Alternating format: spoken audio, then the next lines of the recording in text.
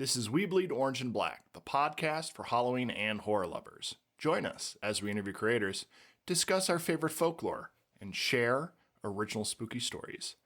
I'm Jeff C. Carter, and this week we're talking with Tugce Kutlu about Turkish horror. Tugce Kutlu studies grief, trauma, and 21st century cinema. On our podcast, Death and Other Things, she explores how death intersects with art, culture, and human experience. Tugce, welcome to the show. Yeah, thanks for having me, Jeff. I love this. I love the podcast, and I think you're doing great stuff. And I love everything horror related and Halloween related, obviously. Good to be here. So what time is it right now? 8 p.m. We have just one time zone in Turkey. Gotcha. So which came first, your interest in death or horror movies? Well, I think it all goes back to my childhood when the TV channels used to basically show really good horror movies at night. And I was not allowed to watch them, obviously, as I was small. But of course, me and my little brother, we turned on the TV at night and started watching Child's Play and Halloween and Elm Street. And of course, we couldn't sleep at night. And our parents were like, what's going on? Like, why are you not sleeping? Why do you look tired in the morning? And I think it was like a bonding moment as well, you know, between siblings. I think a lot of people have this story, you know, sharing horror movies with their siblings. It also, I think, goes back to my grandfather. My grandfather was a storyteller. He was an awesome man, and he used to tell us jinn stories from back when he was a shepherd in the villages. And he was like, one time I went to a jinn wedding. Like, how? How does it happen? How do you go to a jinn wedding? My cousins were really scared, and they would run off to their mothers and, you know, tell them, Grandpa is telling scary stories again. But me and my brother, we loved it. We loved that he bonded with us through horror stories. And when he passed in 2011, I realized that my bond with him was through those horror stories. In 2019, I went to UCL to do a master's degree in film studies. And I was thinking of a subject, and all of a sudden it clicked to me that, you know, my grief or my grandfather was linked very closely to horror films and horror stories. So I basically did all of my research on, you know, grief and horror films, because I thought that it was kind of a way that it was kind of a path that life put me on. I've been interested in death and horror as long as I can remember. I was a very morbid child, and I loved bugs. I loved things that little children would not be interested in. You assigned me some homework, horror movies with Turkish perspectives. I'm so sorry. That's okay. You know, I'm here to learn and expand my horizons. Let's start with Sitchin. Yes, 2014. And this movie is basically what happened in around 2008, 2006, was that there was a rise in jinn stories in Turkish horror cinema. Before that, there's not anything like that. And after 2008, there was a surge in jinn-related stories and, of course, religious horror, as you can call it, Muslim horror. And I think that it's closely related to the rise of conservatism in Turkey, because it's the same time, basically, the now ruling party, it has been ruling for 20 years, now ruling party then came to power. So there was a surge in that. And a lot of horror scholars in Turkey, such as, Selin Çelik and Gizem Şimşek, they wrote in their works that this is because of the rise of conservatism, societal but also political. And those movies, you've seen them, right? Hmm. You've seen both of them. I think I always say, if you've seen one of them, you've seen enough. Like you know what's going on I because can they're all the concur. same. Both of Yes, these movies are very similar. they're all the same. The eighth Sijin movie is out now, and I'm Hmm. going to see it tomorrow. I haven't seen it yet. You're I'm going to a see it glutton tomorrow. for punishment.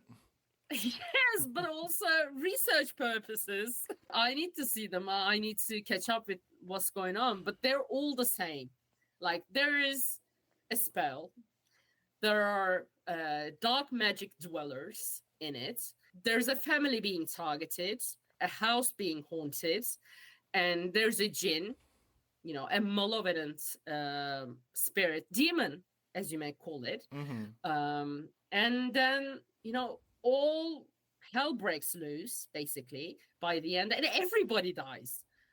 Not even a single soul is saved by the end. And I think this is really important to especially know the origins of, you know, jinn and what it is, you know, culturally and religiously. I think I'm not a religious expert. I'm not a theologist, but I have, you know, lived in Turkey for 30 something years, and I have taken religious lessons and all that. So I know a bit about jinns. It's really important in Turkish culture, and nobody calls them jinns. I'm now calling them jinns.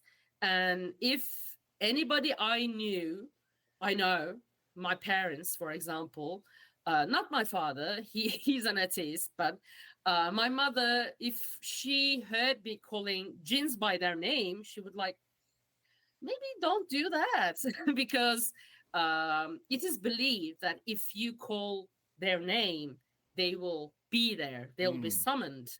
So people call them three-lettered creatures. Three letters because in Turkish it's Cin, Mm. jinn, and they don't call it by their name, just like Voldemort or something. Basically, they're in the Quran, and they are thought to be creatures of fire because they were made from fire, and they're basically from another dimension, but sometimes they can travel.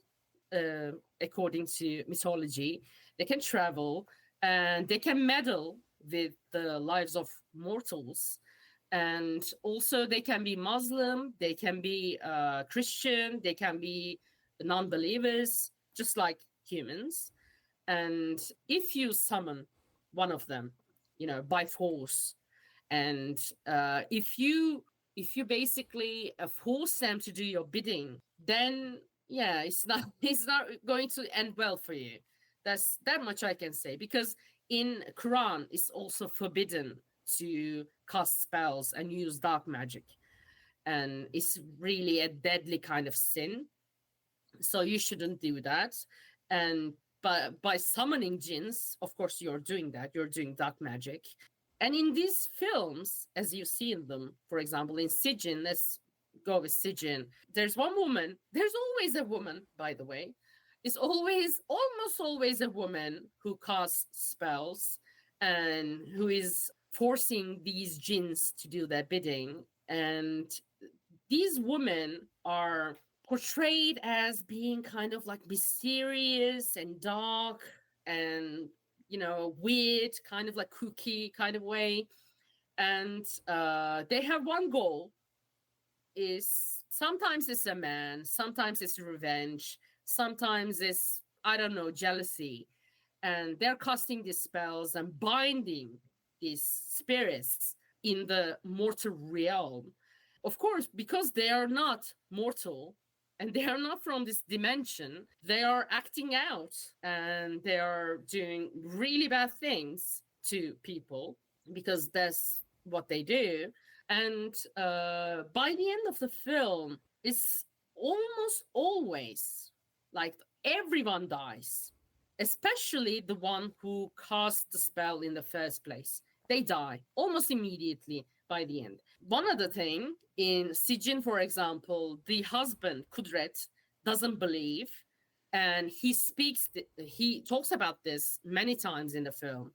I don't believe, and he's gaslighting his wife, who's going through really serious stuff, by the way.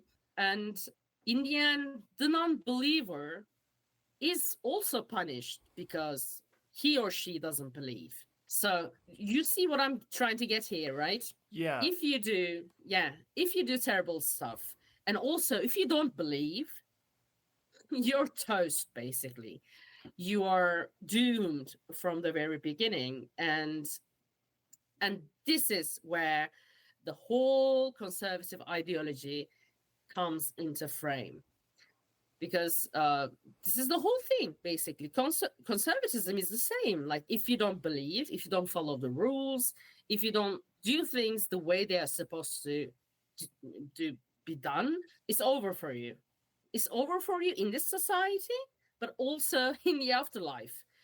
So yeah, when you look at them in an aesthetic kind of way, cinematic kind of way, they're not good. They're not well made. They, as you said before, they have only one plot line. At one point, you're just bored.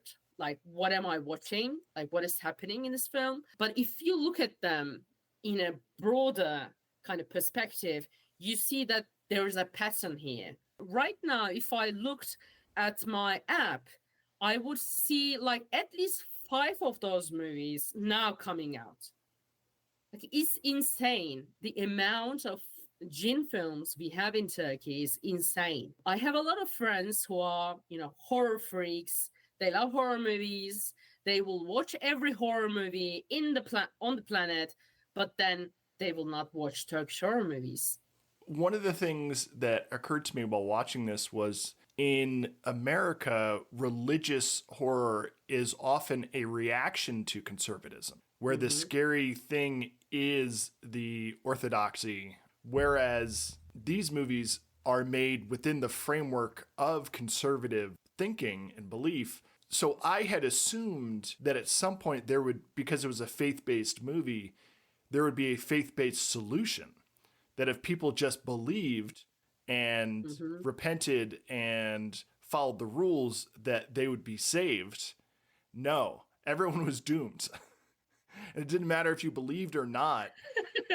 Even the children aren't safe. Well. Like, even the children, you watch Sijin and the kid also dies. I think, like, if I looked at them in a critical kind of way and try to find some kind of criticism of, conservatism, I would say that maybe it is in the way that nobody survives. Even if you believe, even if you have an imam, hoja by your side, you will not survive. I saw the last Conjuring. Yeah, there's a scene in it, basically, concerning a mirror. And in the scene, basically, the power of family, the power of belief saves all of us. It frees us. And in Turkish horror, nobody gives any care about family or faith. It doesn't matter who you have by your side. If you are doomed, you're doomed. If you have no hope going into a situation, let alone a story or a horror story, then there's one tone, there's one mood, everyone is doomed. It might be nice to watch these movies if that's your viewpoint. Like, if you're so pessimistic or nihilistic that you believe we're all doomed and you just want to see other people who are doomed get ripped apart by demons in horrible ways, then I guess that's a good time. But I was reflecting on the movie Hereditary. Spoilers for Hereditary. All of the characters in Hereditary were doomed from the outset. But for some reason, that worked on a story level in a way that Dabe 5 and Sijin did not. Hereditary was one of my chapters in my MA dissertation. So I know a lot about Hereditary. I love that movie. It's something else, you know. You can't compare Hereditary to these films. But the outcome is the same. Yeah. What is the difference? What's the difference? With Hereditary, I think, is cinematically, aesthetically, textually rich film. The characters are not one-dimensional, and the text is rich, and is talking about grief and all the other things, and being a mother and being a daughter, and a lot of things. And these movies are not doing that. They are just focused on one thing. I mean, but the Sijin outcome, has a lot of those same elements. yes, true. But it doesn't, dive deep into them, just, surface level. Surface level. You're right. Outcome is the same. Like, everybody dies. Everybody is doomed. Everybody is being haunted in the house. The house itself is haunted. The difference is that Hereditary does it in such a way that by the end, you're not really sad that they're doomed. You understand where it's coming from, like what it's trying to say, about grief, about, being a family and being a parent, maybe being a son. But Sijin or Dabe 5 are not trying to explore that. They're just focused on one thing, and it's the spell and possession, and that's it. As you said, there's no B story. There's not another plot line. It's interesting that even the Jinn are not three-dimensional because in the broader context of Jinn stories, I was smiling when you were telling me about your grandfather going to that Jinn wedding because in many ways, Jinn have human motivations and human society, and they have weddings, and they can disagree about elements of faith and things like that. Like, Jinn were around before religion was around. And so religion had to make an official statement on Jinn. We're like, look, we know everyone believes in Jinn, so we have to have a stance on it, just like the Bible has to address the issue of witchcraft because witches were around before the Bible was around. Exactly. And Jinn are not just one thing. Very similar to fairy folk. Jinns are very popularly believed to live deep into the woods. That's how my grandfather's story went, actually. He was a shepherd around 16 years old, and he was, shepherding. I don't know what shepherds do. I think he was sleeping under a tree. Let me be honest. And then he saw something very close by, some lights, flickering lights and something like that in the middle of the forest.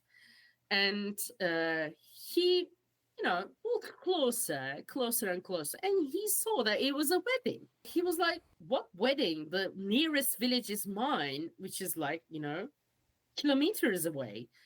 And then out of blue, a man came up to him and said, hey, sir, do you want to come to our wedding? And he goes, before he can answer, he looked at his feet and he saw that they were inward, because it's believed that, a jinn's anatomy is basically the opposite of us. So if your feet are like this, theirs are like that. So he saw that and he began sprinting, He began sprinting. He understood that this was a jinn. And I don't know, like this story was one of my favorites. I loved it so much, Tell me about the jinn wedding, Grandpa. Because this is also a way of like kind of an oral history, oral history of your culture, of the place you were born in. These are important, I think, from generations to generations. You tell these stories and they live on. If I look at it in a kind of very, very strict academic way, I will say that they're not really good, but they have relevance. I Mm-hmm. think local, regional, not even local, regional, because a lot of other neighboring countries believe in jinns, such as Iran, Iraq. They all believe, and I don't know if you've seen Under the Shadow. No, I've not. Yeah, Under the Shadow. I think it was kind of an Oscar entry from, I don't know, UK or something, but it was about Iran, and kind of it was shot around the time of Iran-Iraq war, and it's also a jinn story, by the way. Mm. If you find it, Under the Shadow, it's really good. This is a good example of a jinn story, by the way. Can you recommend some movies from Turkey, maybe before the rise of conservatism, that are good examples of horror movies? Yeah, sure. I can. There is a really good director that I like called Ümit Ünal. He has a horror movie. He doesn't like horror movies, by the way. He was a guest on my podcast. He lives in Glasgow, and he's still making movies. He told me that he didn't like horror movies, but he made a horror movie, and it's called Ses, which is like translated into voice, and it's really good. It's like a psychological horror. Other examples we have Şeytan, the Turkish remake of The Exorcist. There is Ian Roberts from King's College, for example. He wrote papers on Şeytan, actually. Mm-hmm. And because it's a really interesting remake. How do you make a deeply Catholic movie like The Exorcist into a Muslim horror? Like, it should be impossible. But Metin Erksan, the director, is one of the cornerstones of Turkish cinema. He did all kinds of movies. He's great. He's fantastic. And I don't know, like, all of a sudden he decided to make a remake of The Exorcist. And it's good, actually. Apart from that, I particularly like another adaptation. It's another adaptation. It's in the 60s, I think. Nevzat Pesen. It's called Kötü Tohum, The Bad Seed. It's an adaptation of The Bad Seed. Yeah. So I've seen that you have been collaborating with a past guest of the show, Mo Mashadi, on some projects. Shout out, Mo. I love her. What can you tell us about those projects? She was a guest on my podcast, Death and Other Things, and she was a great guest. I love her. I love talking to her all the time. Now I'm going to be a guest on her podcast from inside the house, and we will talk about the movie Bring Her Back. Mm-hmm. And we will talk about, Bring Her Back and grief, which is,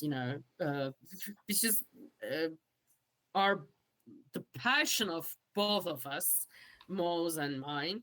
And she's also writing a non-fictional book, and I will write the foreword. Yeah, I'm really excited about that. I love, and also the next week we have a meeting of the Morbid Minds, Night Tide's first horror symposium, online symposium. I will present a paper on The Ugly Stepsister. These are all good projects. I love talking about, everything horror, and I love working and collaborating with Mo all the time. She's the best. I agree. So, Tugce, what are you working on next? I am currently writing a lot of chapters, Jeff. Actually, I am writing something on Mike Flanagan, something on Ready or Not, and Class Divide, and what else?